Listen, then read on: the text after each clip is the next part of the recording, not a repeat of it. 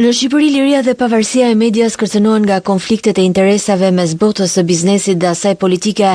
Një kuadër ligjor i mangët dhe rregullim partjak, kështu thuhet në raportin e reporterëve pa kufi për lirinë e medias për vitin 2026.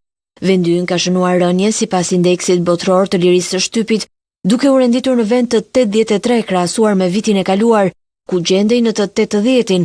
Sipas raportit, gazetarët përballen me presion politik veçanërisht gjatë zgjedhjeve. Politikanët kufizojnë pavarësinë editoriale duke politizuar rregulatorët e medias dhe duke emëruar ata që janë përgjegjës për median publike. Gazetarët që kritikojnë autoritetet shpesh i nështrohen sulmeve të dizenjuara për të diskredituar ata, si nga qeveria ashtu dhe nga opozita, dhe ata kanë vështirësi në marrjen e informacionit shtetëror, qasja në të cilën mund të jetë edhe më e kufizuar nga një centralizim i kohëve të fundit i komunikimeve qeveritare.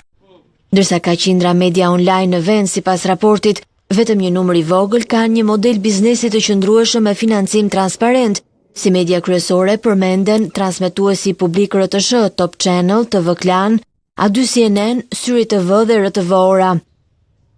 Gazetarët që mbulojnë demonstratat dhe operacionet policore ndonjëherë janë viktima të dhunës policore, por krimi organizuar përfaqëson një nga kërcënimet më të mëdha për sigurinë e gazetarëve.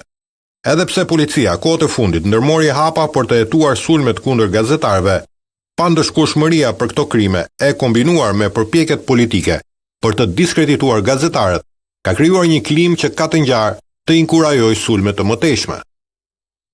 Kosova është i vetmi vend në Ballkanin Perëndimor sipas indeksit botror të lirisë së shtypit, që ka shënuar përparim në lirinë e medias duke u renditur në vend të 84, 15 vende më mirë se vitin paraprak. Me përjashtim të këtij vendi, liria e shtypit në Ballkanin Perëndimor në përgjithësi po përkeqësohet.